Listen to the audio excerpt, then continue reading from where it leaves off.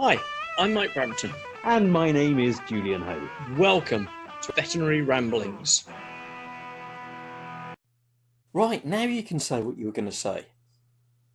Well, we might get some good stuff, or it might be rubbish like it usually is. Oh, we're recording? Oh, yeah, I think so. Oh, great. Oh, no. What? Damn. What? No, what? We're recording. Are we? Yeah. No. Yeah, looks like it. Well, that's an error, isn't it? We've never done that before. Never. Never. How are you? I'm all right, but I'm worried. Why? You're not on a boat. Next week. Next week. Right. Not this week. Well, that would explain why you're not on a boat. And you're not wearing 4 thick jumpers. Yeah. Are you excited? I embark on Monday. From whence? It's technically Glasgow, but it's actually Fairley. Fairley what? Fairley. It's a place called Fairley on the Clyde, which is it's a really old port that has been reinvigorated. Do you know, I had an old port the other day. It was jolly nice, and it rather invigorated me. How's your gout? It invigorated that too. Because port, like the duchy, is always passed on the left-hand side, isn't it? Indeed, it is. Mm. It is. I had the honour once of having to do that. I've only done it once, and that was at the at RAF 41 Squadron's centenary dinner. And aside from Lord Gisborough and my friend Steve, I was the only civilian there. Oh.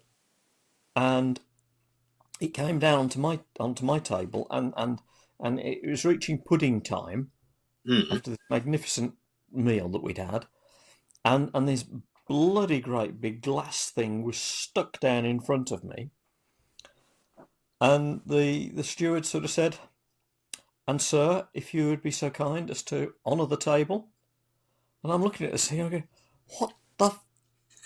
Yes. Pass me a straw, then. Pass me a straw, garçon. Yeah. I can't neck it from here. Where's my glass? And so, yeah, I there's a little ritual. I've forgotten what it is now, but you don't. I think you have to. You take the lid off the decanter, and then I don't know. I can't remember, but you pour yourself a drink. Yes. And then you pass the decanter to the left. Absolutely, yeah. You always pour yourself a drink, and it's usually a whacking great one because you're never quite sure whether the decanter's going to make it way round again. This decanter was going to come round again. Oh, there's no question about that. But I'm left with this sort of glass stopper that I had to look after. And have you ever had to do that? Yeah, I have. Sounds very pretentious, doesn't it? And it is quite pretentious. Yeah. But we were taught how to drink port at quite a young age. Because my uncle used to. Of course you were. Of course you were. Yeah. He kept a very fine cellar, and after dinner, particularly at Easter and Christmas and things like that, he'd pass the port around. And once I remember he was sitting to my right, and I poured myself a glass of port, and I said, "Oh, Bob, do you want a glass?" And handed it back to him, and the look of shock on his face. He said, "You must never do that." I said, oh, sorry. But then I realised that because it was being passed back to me, that was on the left, and I could have another glass. So I did rather well out of the deal. And on that note, good evening and welcome to Veterinary Ramblings. I'm Mike Good Brampton. evening. And I'm Julian Hoad. I've no idea who I am. Are we supposed to do these introductions? I thought we were supposed to do some proper introductions or something. We are, aren't we? Mike, my old friend Mike, who is an anaesthesiology expert. How are you? I'm very well. Ex-president of the BSAVA and practising veterinary surgeon, specialising in orthopaedics and those tricky-to-do jobs. Ah, not a specialist, just a gypsy, a GP with special interests. Probably can't say gypsy, can you? It sounds a bit wrong No, we'll these get into days. trouble. I'm sure, and I'm sure one of our recent episodes was edited to about 3 minutes because of my bad language and inappropriateness. Well, I think a bit of inappropriateness is appropriate sometimes, isn't it? Yeah, hopefully. Well, we'll have to see. Yeah, so next time we speak, hopefully, fingers crossed, I'll have permission from my new employer to sneak off into the library or the science area on the ship, and we'll be able to do it live from the North Atlantic. Exciting stuff. Really exciting. So, what are you hoping to see up there? All sorts. No polar bears this trip. We're not going north enough. But I'm looking forward to all sorts of things. I would particularly like, if possible, if they're that far north at this point in time in the year, to catch up with some basking sharks. There is also, or was, a small pod of killer whales operating around the Hebrides. Oh, wow. But I've got no idea. It'll be what it'll be. And the weather, seemingly, but I'm not sure I trust the source of the weather, says that we're in for a week of gales and blizzards and snowstorms next week. So it could be quite exciting. Could be, yeah. No Northern Lights. Maybe if I'm lucky, I might actually get my Arctic experience without being in the Arctic. Hey, you might. Oh, lots of good weather photos then. We'll have to see, won't we? Except that place depends on my duties. I've been busy writing lectures this week because I'm actually the ship's historian. Oh yes. What are you historising on? The Outer Hebrides. In what way? The life, the human life on it, the geology, the everything. All of it. Well, there's a geologist on board, there's a biologist on board, there's a marine biologist on board. So I'm looking more at the culture and history of the Outer Hebrides. So I'm learning all the way through from the early settlers and the disciples of Dog, who built monasteries there, right the way through the Vikings and on up to the Industrial Revolution. And I've got a couple of lectures I want to write. I don't know whether they'll be well received, because I found out some histories of some real fascinating characters who lived in the Outer Hebrides. People like Gavin Maxwell, who wrote Ring of Bright Water. I was going to say, I thought he was more modern than the Vikings age.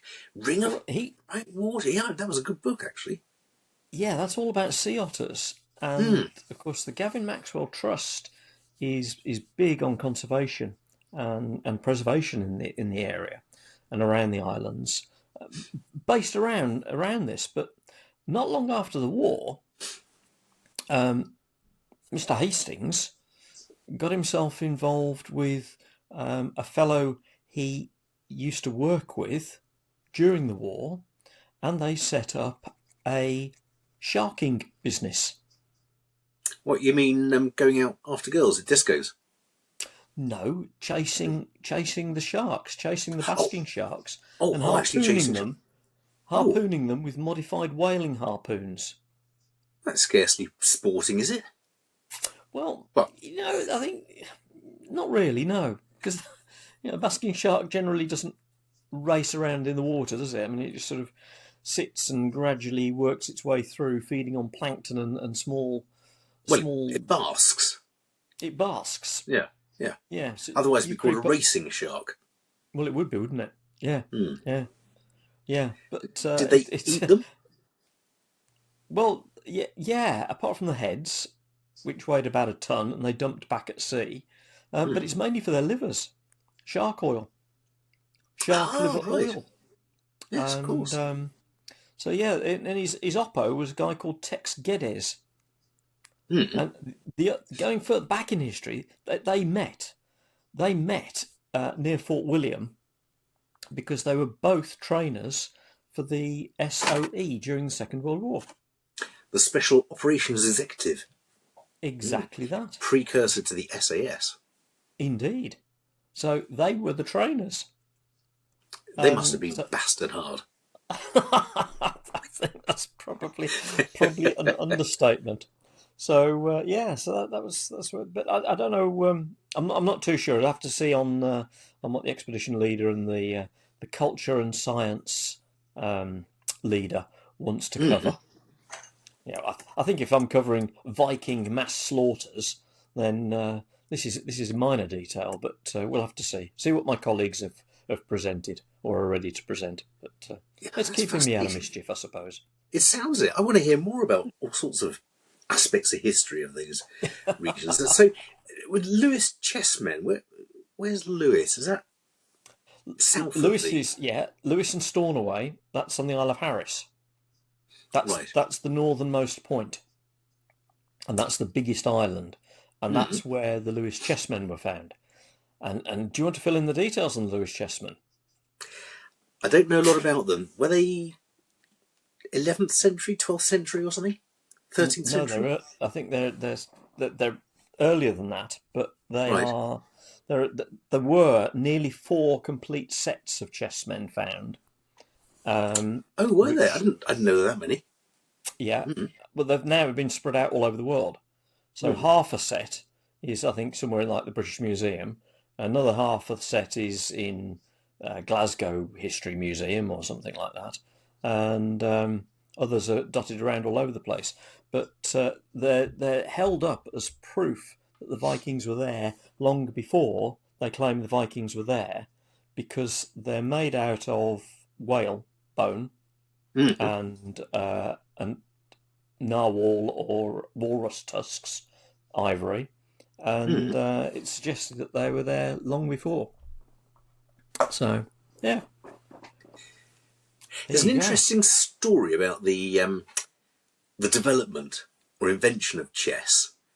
Go on. And I can't remember the precise details. So, like anything else, I'll fit it in with making stuff up. But it was, I think, some sort of Persian king or emperor was very keen on tactical games and strategic games, but he found them all too easy. And he said, I want someone to invent for me a game that will be the most taxing game that I can have, the best, most strategic game that has ever been invented. And a lot of people came along and said, look, I've invented Cluedo. And he said, no, get out, that's easy. And, whatever. And someone came along and said, I've invented a game that future generations will call chess. He didn't say that, but I can't remember what he called it initially. Yeah. And so the king played it a couple of times, and he said, this is amazing. This is fantastic. This is the most amazing game I've ever seen. He said, well, tell you what, look, what do you want? I'm going to give you all the gold you want. Hang on a minute. Yeah. Julian. Does this have a punchline? No, it's not a joke. It's not a joke. Okay. No. Well, no, your jokes aren't jokes either, are they? But so he offered him all the gold and silver he wanted. He said, no, I don't want much. I'm a very simple man. I just want rice. He said, okay, I'll get you rice. He said, well, specifically, I want to have 1 grain of rice on the first square, and then 2 on the second, and 4, and so on, and double it each time. So the king thought, well, what a stupid man. I could have given him all the gold he wanted. And so he started counting up the rice and got his advisors to put it in bags, and they said, whoa, hold on, we've done the maths on this, and it's not looking good. In fact, it's more rice than there is in the world. I have come across this story. Yeah. I'd like to say there was a good end to it, but I have a feeling that to get his own back, the king boiled the man in a bronze ox or something just for being a smart ass. Yeah, probably, and had him with a nice Chianti and some pfeffer beans. And some rice. And probably some rice on the side, absolutely, yeah. Saying, nah, nah, nah, nah, nah. So tell me more about where you're going. Tell me more about the anthro of it Yeah, all. I can't say it either. Well, no, we can't talk about that because this is Veterinary Ramblings. It is, and we haven't spoken about veterinary stuff. No, not at all. So tell me about the diseases that walruses get. No. Foci distemper. Yeah, I'll tell you what they have found in walrus recently is H1N1. Oh, avian really? flu. Yeah. Oh, that teaches walruses not to try and fly, doesn't it? Yeah. That's what happens. That's what happens. Well, that's because this is this is an aside, and I'm not going to the Arctic at the moment, but this is an aside because walruses are deemed these sort of gentle great sea cow things. You know, they're like manatees with tusks, aren't they? And we sort of picture them diving to the bottom to suck the flesh out of the mollusks they find on the bottom. Bless them, yes. They get the oysters and they crack them, and lovely. Yeah. Suck all the bits out, and lovely. Yeah. Less known is their predilection for having a go at seals. Oh, really? And if a seal happens to swim on by or be lolling around on an ice floe when a walrus wants to get on the ice floe, then walrus are known to eat seals. Oh. They'll scavenge anything. Gosh, I'm learning all sorts of stuff tonight. So Yeah, it's weird, isn't it? Yeah. Yeah, so it wouldn't surprise me if you've got a very sick seabird that has finally gone and collapsed somewhere on or near the edge of the water, that a walrus will quite happily take that as a 2-bite meal, and on it goes. So that's how it's spread. Yeah, it's a worry, though, isn't it? It's crossing species like that. Well, we know it crosses species, don't we? It's, we know we have a stock number of species that it crosses. But it's crossing into species that it hasn't crossed into before. Well, they've also detected it in polar bears. Yeah. Yeah, I heard that. I think it was you told me. Yeah. But the classic reassortment of the virus is in Asian villages, particularly sort of China, where they live in the villagers live in close proximity to ducks and pigs, and they're all quite close together, quite tightly packed in, and it's believed that that's where the Asian flu developed from, co-infection of ducks and pigs by each other's viruses, causing intracellular reassortment of the genetic strands. We're all doomed, aren't we? I think we are. Well, that's okay, because Trump's going to ensure we all die first anyway. Sorry, any American listeners, but it's your fault.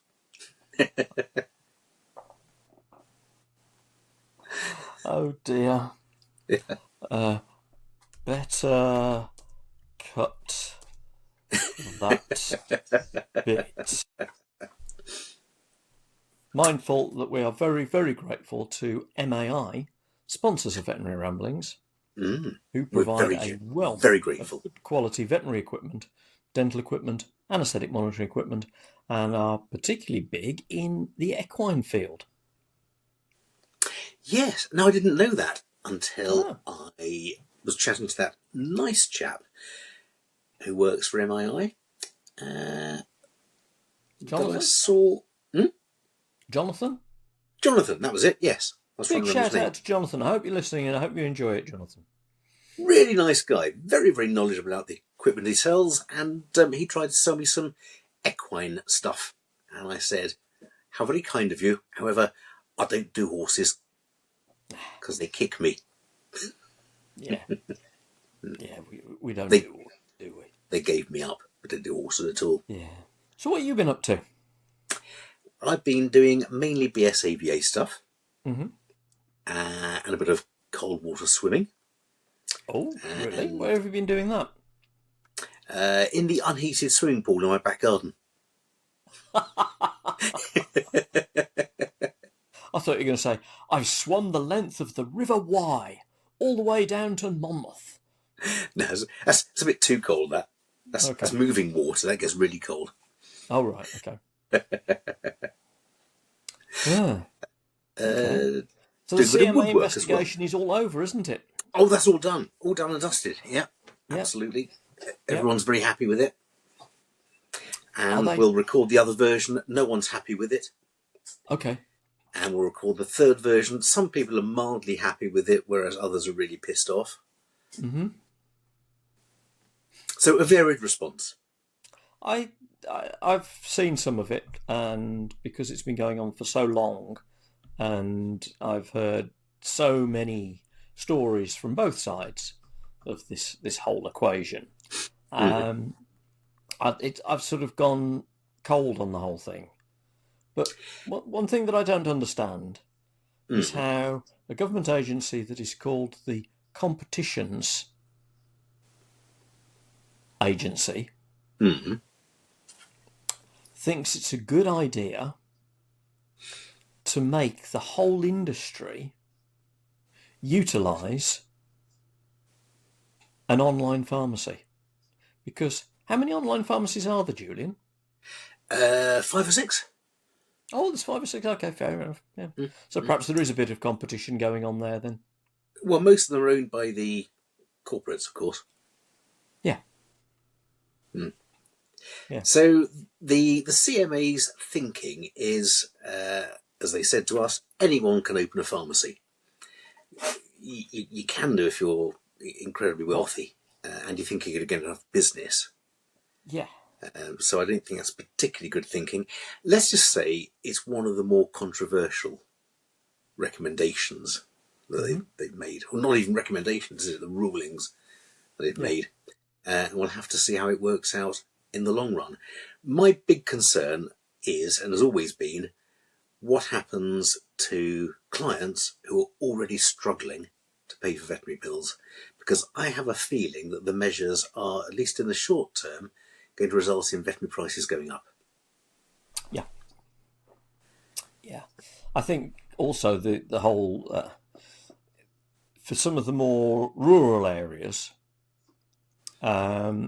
then this whole online internet pharmacy thing is a little bit of a misnomer, because I'm not sure how the online pharmacies deliver, or whether they will deliver to Mrs. Jones up on High Crag, 25 miles away from the nearest small village where her local village vet is. It can be tricky, isn't it? It's going to be a bit tricky, and I would suggest they'd probably charge for that service. I'm sure they would. I think it might affect. I can see it affecting animal welfare as well, on the basis that Mrs. Jones might go, "Oh, what the hell? No, I can't be bothered with the hassle," and put the prescription in her pocket and not bother. I think that'll happen. I think prescription fraud has a risk of increasing. People trying to use their prescription at several online pharmacies, or indeed high street pharmacies. And I think if drug sales are taken away from vets, then they will inevitably look at other ways of making money, and all the service charges will go up. Yeah. Well, we've discussed that in the past, haven't we? And it was a very traditional model that a vet could make his margin, or at least earn a decent living, by selling pharmaceuticals with a markup associated with that. And that's very much, it became an integral part of a lot of practices, not all, which isn't an ideal situation, because had the vet been charging for their particular skills, that of medicine and surgery, and viewed the pharmacy as a nice little add-on, a little bit of pocket money to keep the turnover going over, but was charging for their actual skills that nobody else can offer, then the industry would have been in a better place to withstand the potentially the loss of selling and keeping the drugs. But who am I? Who are any of us, eh? Yeah. We're now reaping the problems of an industry, and let's face it, it is an industry that's been going perhaps too unchecked for too long a period of time. Call the CMA, they'll sort it out. I think they will. They're looking at dentists next. Oh, really? Yeah, they are. Yeah. Oh, that's going to be good for a laugh. So let's all expect our dental costs to go up. Mine are high enough as it is. I've got all my teeth taken out. Mine's napping these days. Oh, bless you. You remind me of my old next door neighbour who he now has so few visitors that he doesn't bother sticking his dentures in. So if you pop round there to drop some post off or see how he is, he sits there. He's a nice enough chap, and he welcomes the company, and it's sort of quite nice. You sort of feel you're doing your little bit to sit and have a chat and a cup of tea with him for an hour. But I find it really, really disconcerting because, of course, because he's got a visitor, he'll stick his teeth in. But he can't keep them in. Oh dear. So as he talks, he'll be talking away, and then suddenly the whole top tongue drops down across his lip, and he has to sort of push it all back up again. Push it back in. Sorry, Julian. Yeah. So sometimes I have a few difficulties, and they've gone again. And bless him. You don't buy him toffees for Christmas. That's a good idea, isn't it? Yeah. I'll get him an Easter egg with some toffees in. Yeah. There you go. Next time I come round, Charlie, pop these in and stick your teeth up with these. Yeah. Yeah. That could work. Bless him. Oh, God help us. Of course, that would be a downside, wouldn't it? If you're doing any public speaking, and your dentures kept on falling out, wouldn't it? It'd be quite tricky. That wouldn't it? You might inadvertently bite the girl in the third row. Yeah. From the lectern. Yeah.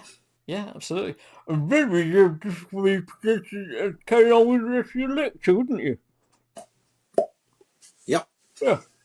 Yeah. Yeah, that'd be good for a laugh, wouldn't it? You do a lot of public speaking. Are you looking forward to the lectures on the boat? Do you know I am? I am actually looking forward to the lectures because I don't know. I can't classify myself as a historian because I'm sure there are going to be far more knowledgeable historians on that ship than me, in which case it's going to be a case of enlisting their help to ensure that I can give the best information to the other guests on board the ship. But who knows? Who knows who's going to turn up? I think the advantage is that they don't know the words.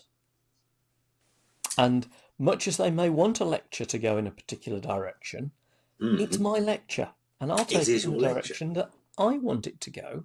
And I'll use the words that I bloody well want to use, if you don't mind.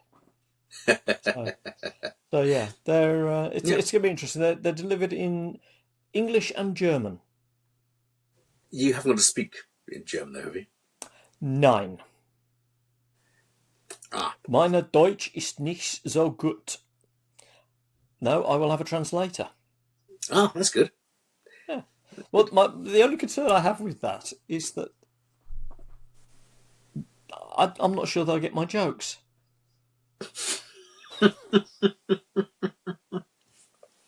Because the translator has got to understand that it's a joke. Yes. Then they've got to translate the joke. And then they've got to deliver it. And of course, as we all know, the best comedy relies on...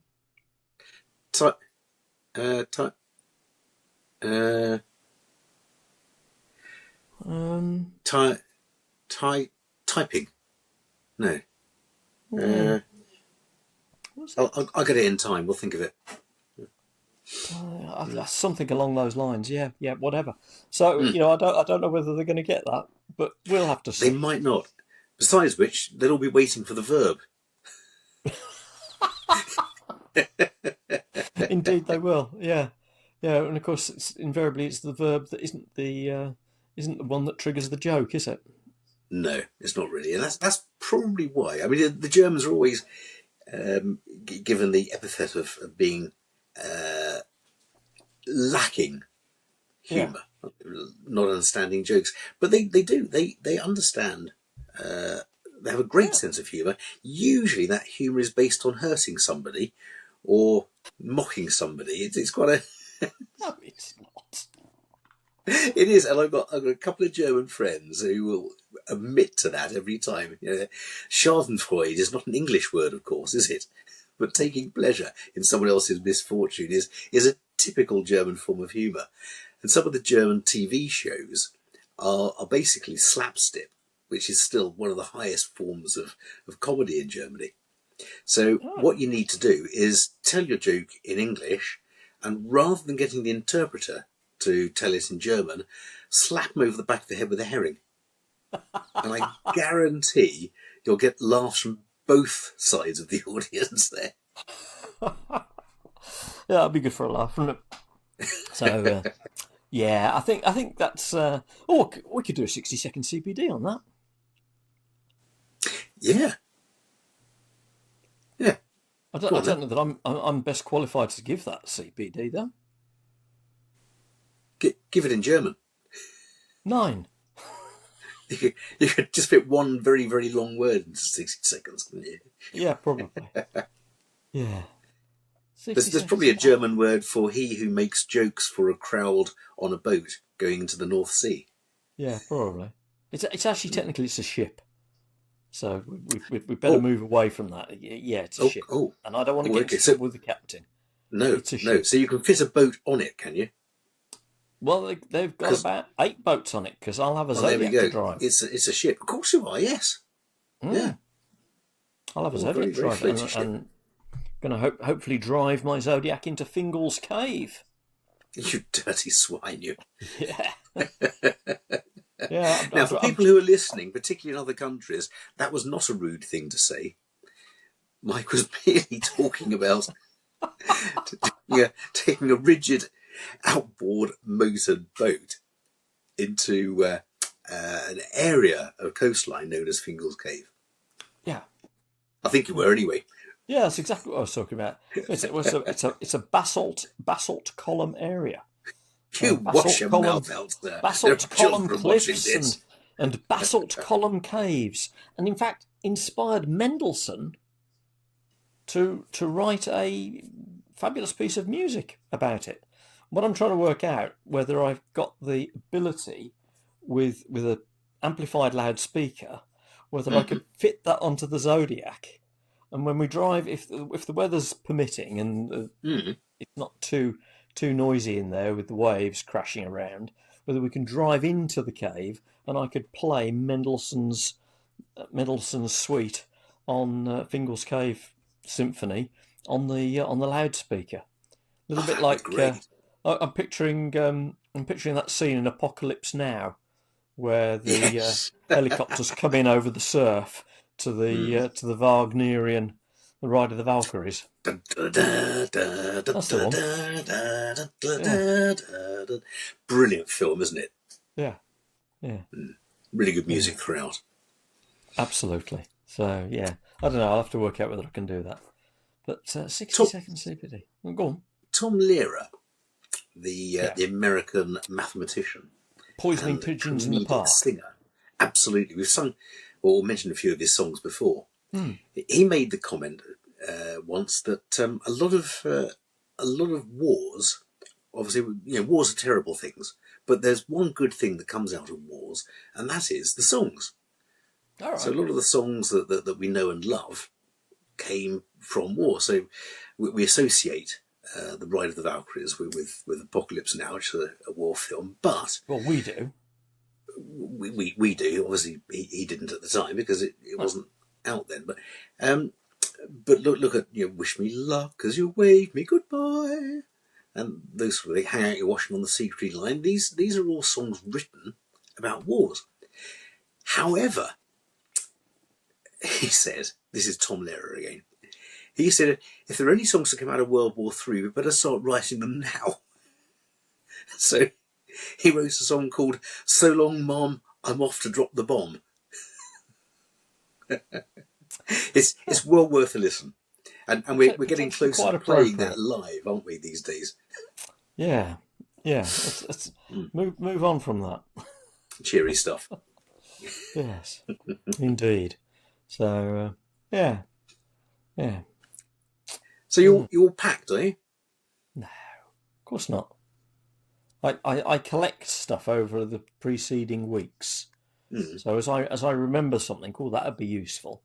Where is it? And I go up into the loft and rummage around in my storage boxes and pull out a piece of kit and stick it down on the bed downstairs, and with my suitcase and everything, and it all gradually goes in there. So got your thermos and your galoshes? No, I haven't got that stuff sorted yet. I'm trying to work out which books to take with me. But what's the choice?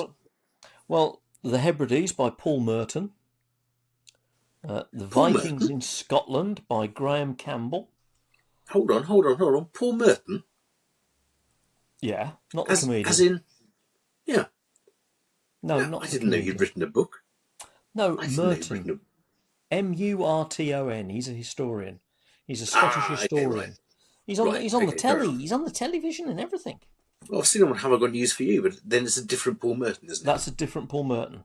That's spelled Merton. M-E-R, right, okay. Yeah, this one's spelled M-U-R-T. Harpoon at Venture. My Life as an Explorer. Oh, I've got loads of books. Sounds exciting. Yeah, it is. Haven't got any by Willard Price? No. Who's Willard Price? Willard Price wrote Arctic Adventure, among other things, about the Hunt brothers, Hal and Roger, who were their father owned an exotic animal zoo. He sold exotic animals, so he used to send his sons out to all sorts of far off places, and they would catch these things alive, and they'd always have adventures as well. So in the Arctic, they were looking for narwhals, polar bears, orcas, and other things. Oh God, what else? Walruses. Amazon Adventure, they were getting saltwater crocodiles and Komodo dragons, and not Amazon Adventures Komodo dragons, of course, because they are in Komodo. It sounds incredibly exciting, but in today's optics, no, absolutely, it is. Although Gerald Durrell was a Catch 'em Alive man, wasn't he? But however, Willard Price, the guy who wrote the books, who lived around late 1800s to mid 1900s, was himself an explorer. Right. And he was part explorer, part great white hunter. Mm-hmm. As they would be in those days. Yeah. And he was also a taxidermist. Mm-hmm. So he was one of the people responsible for making the amazing taxidermal displays in the New York Natural History Museum. Wow. We're a funny species, aren't we? We are. We are weird. I had a client once who wanted 2 dogs stuffed. I said, "Do you want them mounted as well?" She said, "No, they're only close friends."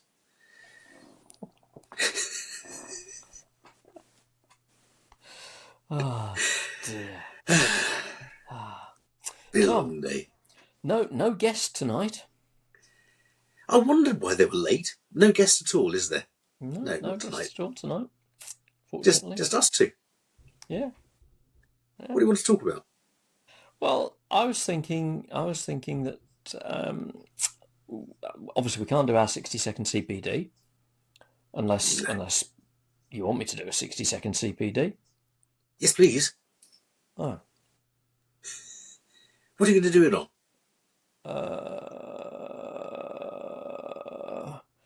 Public speaking? Oh, go on then. I don't know. Now, one interesting thing here that the viewers and the listeners can't see is that Julian's presumably going to hold up a timer now to give me a lead-in to do an off-the-cuff 60-second CPD on public speaking. I am indeed. But such is the new system that I can barely make out your... There we I go. can't see anything. It's all pixelated. No, it's all pixelated. So I'll tell you what we'll do. We'll go together. You can do it as well. Mm-hmm. If I go clock and I go timer, 1 minute. We'll trigger it together, shall we? Let's do that. Let's see how it goes, all right? What can go wrong? What could possibly go wrong? Possibly go wrong. Okay. So you're going to give me a countdown and I'll push the button on my side so I can see what the clock is doing as well. Okay, so Mike, you're going to do a 60-second CPD for us on public speaking, starting from 3, 2, 1, now. People are very often scared of standing up in front of a group of people and public speaking, particularly if they know that in the audience, their peers, some of whom will be their forerunners and the people that taught them most of the stuff that they're going to be speaking about. That can be very nerve-wracking. So what do we do about that? The thing that I do is I always take a deep breath before I go on. Calms the nerves, settles me down, and away we go. The other thing that I always remember in the back of my mind is that they don't know the words. So the people in your audience don't know the words, the order of the words, or the words that you're going to use. So they're at a disadvantage. It's your lecture, you deliver it. So settle yourself down, keep it simple, and remember, they don't know where you're going to take your lecture to. And that's done. That's perfect. That's perfect. Absolutely spot on. Worked brilliantly. Hopefully that'll give some people confidence to, if they find themselves in the position of public speaking, hopefully they'll find that helpful. Let's hope so. And it's good advice, actually, and something that I always tell people when I'm acting. As you know, I do a bit of treading the boards, and if I'm working with new actors, or we laughingly call ourselves actors, new aspiring actors, and they're nervous, I say, look, if you can't remember the words, make something up that roughly fits, because the audience haven't got the script. As you say, they don't know the words. They don't know the words. So what they'll do is they'll recognise a long pause, but they won't know that you're saying the wrong words if you say it with confidence, as long as it's not completely off kilter. So I was in a play once, I can't remember what it was, years back. I was a king or emperor or something. No, I was a king, that's right. And halfway through the first act, a page came on and said, "Sire, your wife is dead. The Queen is dead." And I thought, first of all, well, he shouldn't have been on until the second act. And secondly, because the Queen is still alive until then. So, quick as a flash, I said, and she's got a monologue coming up in the next 2 minutes. That's right. I said, don't lie. If you lie again, I'll chop your head off. And he realised he made a mistake and went off. But of course, in the second act, when he came on, he hesitated and said, "Sire, the Queen is dead." And of course, the audience picked up on that.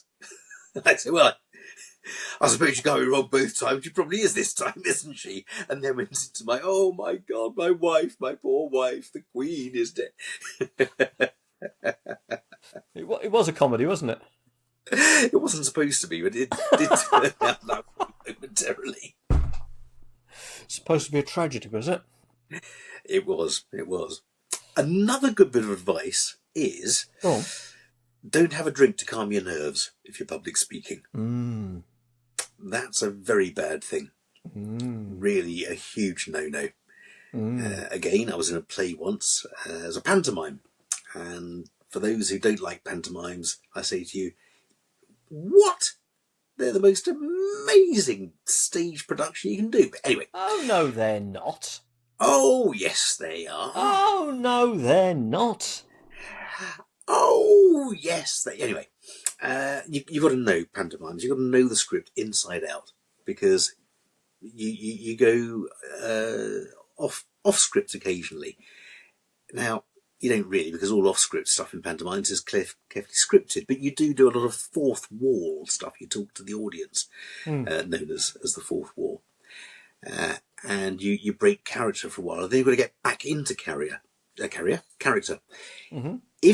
If you break character and you start being heckled or heckling the audience, and you get back into character, you've got to get back into the script exactly where you left it.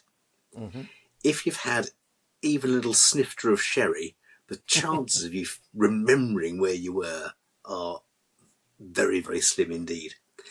And I got caught once. I was in a pantomime, and the rest of the cast said, we're going off to the pub. It's an hour before we start. Going to grab a drink. And I said, oh, all right then. I had half a pint of cider.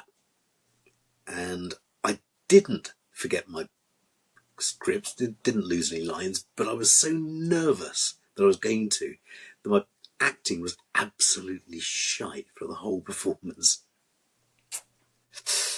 So don't drink. Don't drink. No. Don't smoke. That's just general advice. Yeah. And put on sunscreen. And put on sunscreen, yes. Yeah. Although if it's a darkened lecture theatre, you probably don't need to. Oh, sorry, did I go off piste again? That was it. Taking a deep breath is also a really good bit of advice there, because if you start off with an empty lung, you can't project. Also,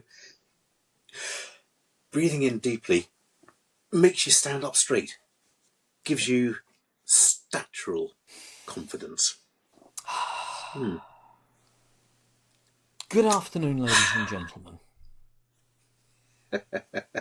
I love it. Yeah, no, I do enjoy it. The other thing, of course, that we could... worked it out. Oh, what? Yeah, of course. You're rabbiting on and carrying on and chatting, aren't you? You're just relieved. You're happy that you don't have to ask the difficult question. Well, I don't have to, because there's no guest tonight. It's just you and I. Yeah. So I just thought I'd ask you a difficult question then, in that case. Okay. Well, it's just you and me here, isn't it? So there's no real pressure. No worry about this. I mean, it's something that's been on my mind for a long time. And something that it's been intriguing me for a long time, but I don't know that I've necessarily had the courage or the opportunity to ask this particular question, probing as it does right into your very soul. Oh dear, I hate being probed into my very soul. Well, that's the worst place I like. I hate being probed. Maybe I should make that the question, shouldn't I? No, because I've wanted to know the answer to this question for a very long time, and I'm sure our audience would like the answer to this particular question. So I've nearly asked it several times. Have you? Yeah, but then something else has sort of moved me away from it, and sort of feeling a little bit uncomfortable about it. It's warm in here, isn't it? You notice how warm it is. It's very warm. Yeah. I want. That's not the question, though, Julian. No. And what's more, it's got nothing to do with It's got nothing to do with bread. What? No. Plain white. No. No, it's nothing Whole to milk. do with bread. Nothing. No. Not bread, but a sort of bread No, we've covered this material. already. No. No. Not bread. Not bread. Okay. No. Oh, No. now I'm very nervous. So what is it? What do you want to ask me? Well, if you'll answer, of course. This is the other thing. Oh yeah, no, I'll answer. I'll answer. Okay, fair enough. Yeah. Might require a moment of reflection, of course. But I've got a mirror. Okay, that's fair enough. All right. I was just wondering what your most irrational fear was. Oh, my most irrational fear. I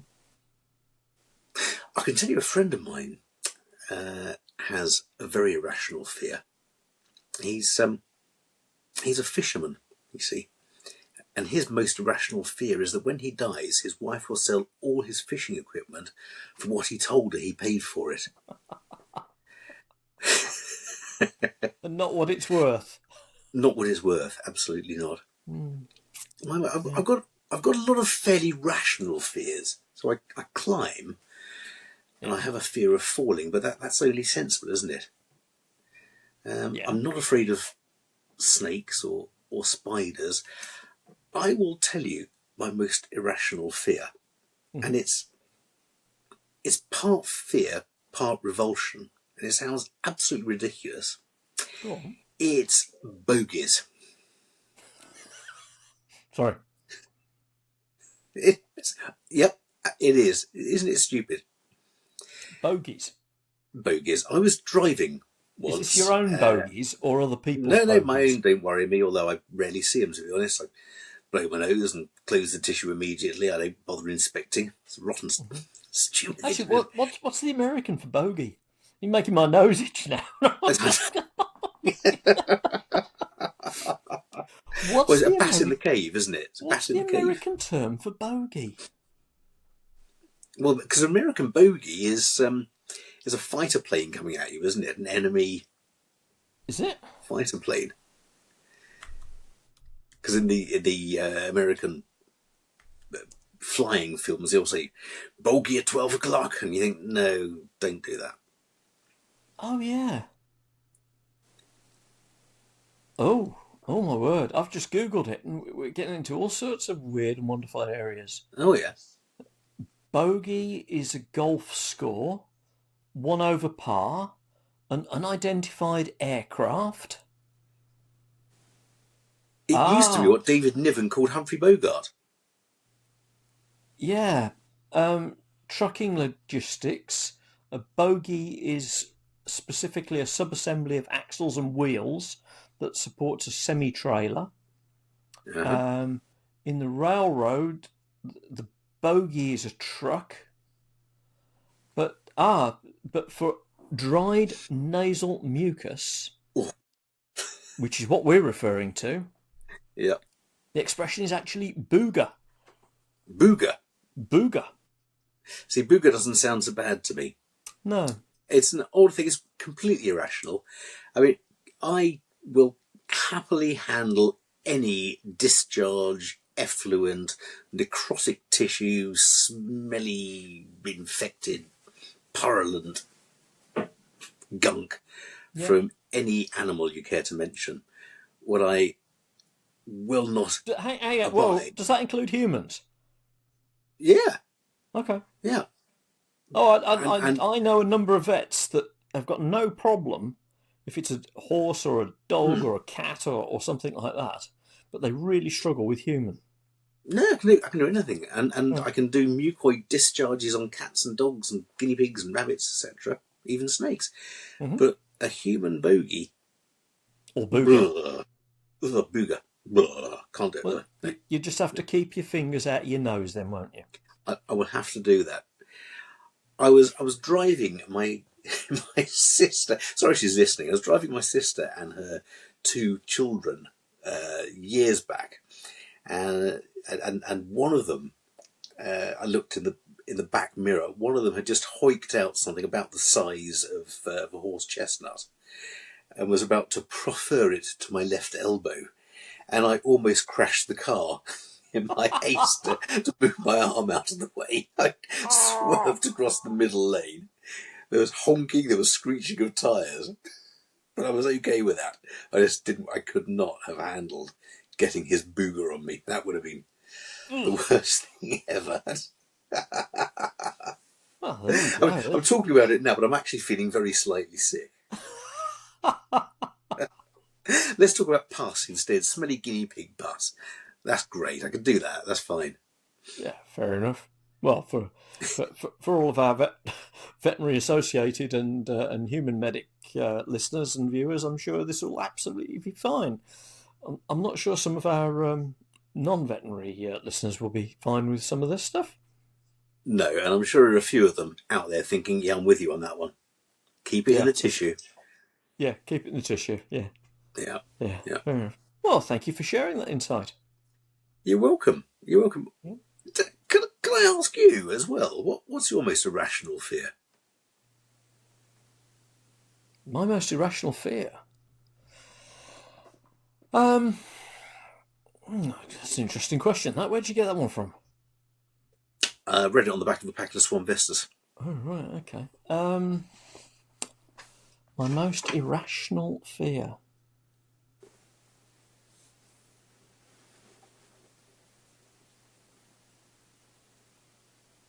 I don't have that many fears as such. So if we're talking about polar bears, I'm not afraid of a polar bear. I respect it, but it's not a fear. And creatures like that.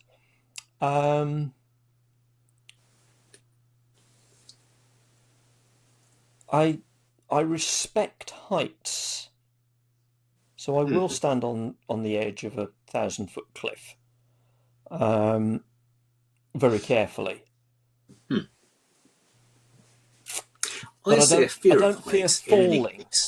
I think one of the things that I don't like, which is probably an irrational fear, is I don't like jumping off things. When you say things, are we talking curbs or diving boards? Or some sort of scale? Diving board as an example. I have done it in my time. I've gone off the 10-metre board. But if you were to take me up to a 10-metre board tomorrow, then you would probably have the devil's own job in getting me to jump off, even though I know that it's perfectly safe. And all I'm going to do is fall for a second or so, and then I'm going to land in nice deep water that's clear and I can see the bottom. And even if I go 12 metres down, I can push off the bottom and get up to the top again. But that's something that unsettles me quite significantly, is doing that. Which I suppose going to sea is probably not the best thing, is it? Possibly not.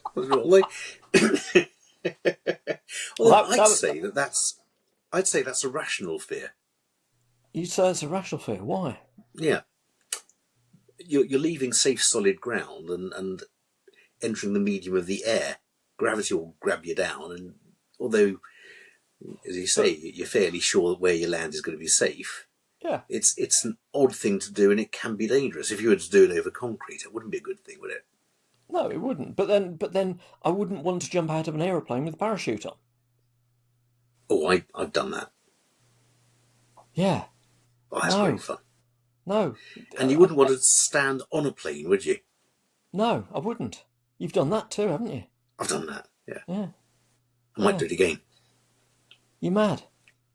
Yeah. If I do it the second time, I get to do the loop-the-loop. Just sit in the seat and do a loop-the-loop. That's fine. The seats don't look comfortable. But you'd rather be strapped in so tight you can barely breathe within an inch of your life on top of the top wing of an aeroplane. Yes, putting it that way, I would rather do that. And it's brilliant fun. You get a lovely view. I'm sure you do. I think all my hair blew off, though. Yeah, there's a thing called trust, and there's trust, isn't there? Mm. Yeah. Yeah. So okay. So hang on a minute. So Mm. sticking to the plan of Veterinary Ramblings, Mm. you made me do a 60-second CPD. Yeah. Oh, but you haven't got a certificate, have you? And that's fine. That doesn't matter because we've sprung this on ourselves. And we need a reflection question, don't we? Yes, we do. So how would you reflect on that? Well, I don't know that I'd necessarily... Well, I suppose there is... Some people do have a fear of public speaking, don't they? They do. Some people have a tremendous fear. That they will actually feel physically sick. I always get a buzz in my tummy. I'd get sort of butterflies in my tummy before I do something like that. But and that's normal, I think. I think it is, yeah. It's an adrenal response to say, you're ready. This is exciting. Come on, let's go and do it. But so I think perhaps the reflection question could be, even if it's not specifically about public speaking, would be to think about some of the things that would help you overcome your fear of doing a particular thing. And that's not telling everybody to go out and do that thing, but, well, actually, why not? Why not? Go out and do it. But just think about some of the strategies that you could employ to calm your nerves and steel your system ready to actually do one of those things that you are not comfortable with. Again, that's really good advice. And I can think of several strategies. Don't ever adopt the strategy that's often rolled out. Imagine your audience are all naked. Because I've spoken to women's institutes and Darby and Jones clubs and people in care homes. And yeah, I'm afraid, the boogers then have no fear over me.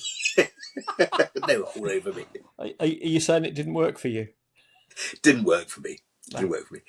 But start off small. So if you have to give a talk or a lecture or a speech, then the easiest way to and you don't want to, and you're frightened, the easiest way to get over that is just to initially talk to a friend and say, look, can I do this speech to you? And you'll feel a little bit silly and you'll feel very self-conscious, but you won't feel nervous, oddly enough. You'll just feel silly. And then if that works out okay, your friend may give you tips and may say, well, I like that, I didn't like that, or that was really good, what are you worried about? Once you've ironed out those, then do it again. And if you're lucky enough to have two friends, then do it to both of them. And build up from that. By the time you've gone through this speech 2 or 3 times, you won't feel at all nervous, because part of the nerves is, I'm going to say something stupid, people won't like it, I'll forget what I'm going to say, or any of those, or people will judge me. That's the big one. I have no right to say this, people will judge me. But you've already passed the acid test of getting your friends, who hopefully will give you honest feedback, to listen to it. And if they're okay with it, then why wouldn't 20 strangers be okay with it? And they're supposed to be reasonably supportive as well, weren't they? And if they're not, then you've saved another Christmas card for next year. Absolutely. Because you cross that one off their list. Yeah, bastards. Yeah. Yeah, I was trying hard then, and you just ridiculed it. Yeah. Another thing to do, if you're not sure about public speaking, you're very nervous, is I'd probably say avoid jokes. Yeah. So you're really comfortable with speaking, and you have a nice, easygoing manner, and you find jokes, just as I do, very easy to do, and they go down well. because the audience are already brought into what you're saying. Yeah. If they're not sure what to expect and you say a joke and it's not well executed, it doesn't land. It'll land awfully. There'll be a silence. You'll feel even more nervous. The audience will feel nervous and uncertain. And that's the worst thing. Yeah. Whatever happens, the audience must feel comfortable. Unless you're a professional comedian, in which case it's your job to make the audience feel slightly uncomfortable, because then you might get some nervous giggles. Yeah. Yeah, but we're not comedians, are we, Julian? We're not comedians, no. We're not professional. No, hang on. What is it? No, we're not professional at all. Comedians. No, you're right. We're not professionals either. Yeah. No. Yeah, there we go. Fair enough. I wonder what's going to come out of the edit on this one. About 2 seconds, I would have thought. Hello, good evening, and welcome. Right, and on that note, thank you very much indeed for listening. Well, that's the other thing. Have a nice, positive start to a talk. Yeah. If you pick your pieces of paper up and say,